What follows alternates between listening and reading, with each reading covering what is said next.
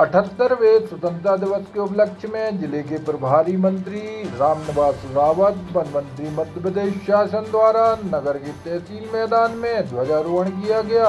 उक्त कार्यक्रम के दौरान मंत्री द्वारा मुख्यमंत्री के संबोधन के वाचन एवं रक्षक निरीक्षक हेमंत बरैया से परेड की सलामी लेने के बाद सभी को बधाई एवं शुभकामनाएं प्रेषित की गयी। इसके उपरांत बधाई संदेश विभिन्न विद्यालयों के विद्यार्थियों द्वारा सांस्कृतिक प्रस्तुतियां दी गयी। इस दौरान जिला दंडाधिकारी सुधीर कुमार कोचर, पुलिस अधीक्षक सुतकीर्ति सोमवंशी, स्थानीय सांसद, स्थानीय विधायक एवं समस्त प्रशासनिक एवं पुलिस अधिकारी कर्मचारी उपस्थित रहे।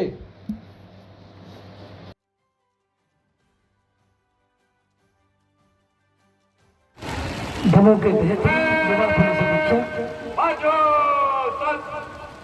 श्रुत कीर्ति सोमवंशी जी का आगमन, IPS अधिकारी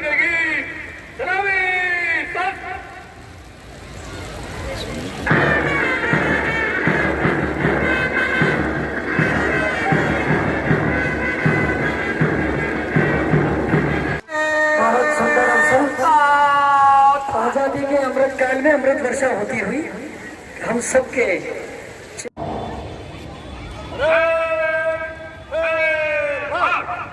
और ये द्वितीय चक्र की तैयारी हर्ष फायर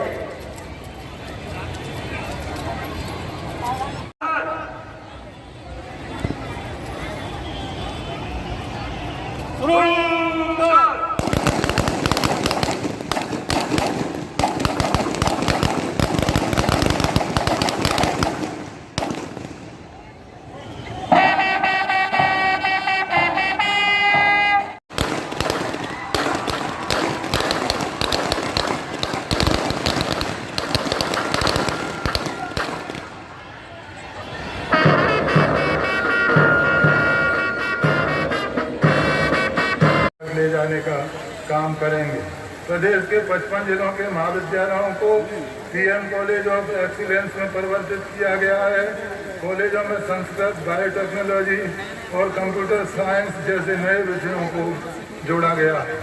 सरकारी नौकरियों में रिक्त पदों को भरने के लिए तेजी से कार्य किया जा रहा है। भारत सरकार के बजट में सीखो कमाओ योजना की तर्ज पर कार्यक्रम को बढ़ावा दिया गया है।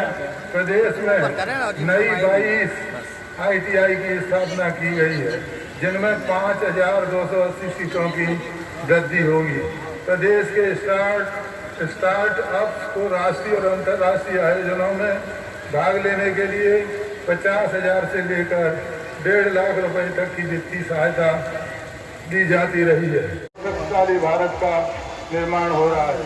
भारत विश्व की तीसरी बड़ी अर्थव्यवस्था बनने के लक्ष्य को प्राप्त करने की ओर अग्रसर है।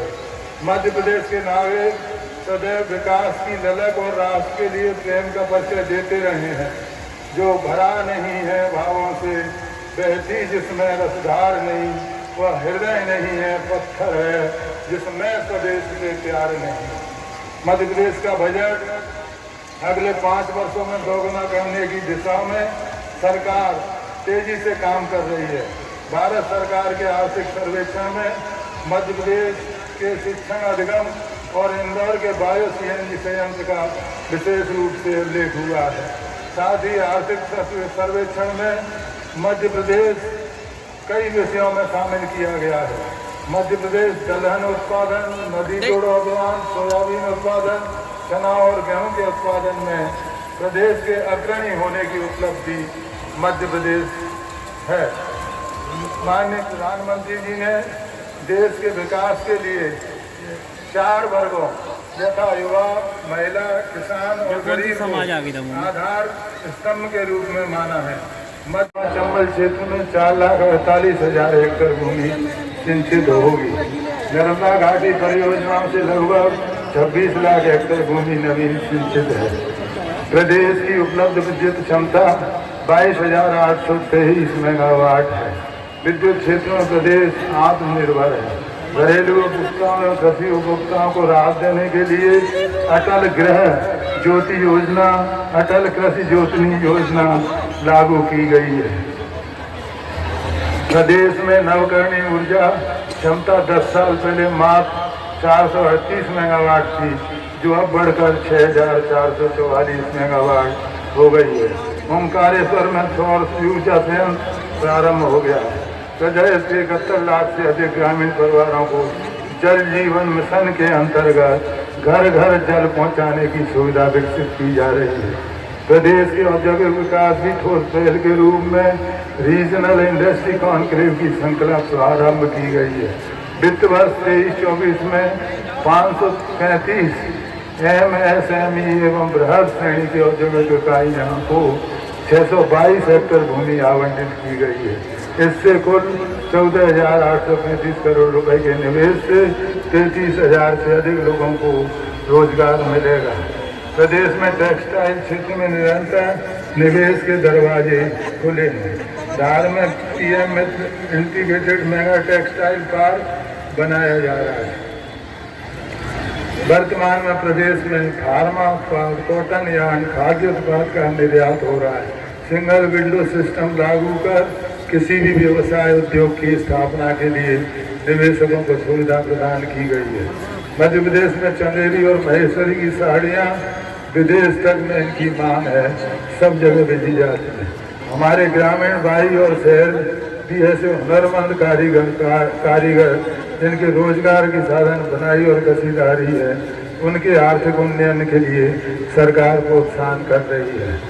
मध्य प्रदेश में खनिज संपदा के मामले में समृद्ध देश है। नदियों से प्राप्त रेत की निर्भरता को कम कर पत्थर से निर्मित रेत को प्रोत्साहित करने का काम किया जाएगा। पक्का आवास देने की शुरुआत की गई है। मध्य प्रदेश इस योजना के क्रियान्वयन में देश में प्रथम है। प्रधानमंत्री आवास योजना शहरी क्रियान्वयन में मध्य प्रदेश को बेस्ट परफॉर्मिंग स्टेट अवार्ड की श्रेणी में दूसरा स्थान प्राप्त हुआ है। प्रदेश में मुख्यमंत्री कन्या विवाह और निकाह सहायता योजना 23-24 में 62,583 कन्याओं के विवाह के लिए सहायता राशि दी गई है। करीब 42,000 गांवों में महात्मा गांधी मनरेगा के अंतर्गत जरूरतमंद ग्रामीणों को रोजगार देने अमृत सरोवर योजना, जलगंगा संवर्धन अभियान, पुष्कर धरोहर अभियान में अनेक कार्य किए गए हैं।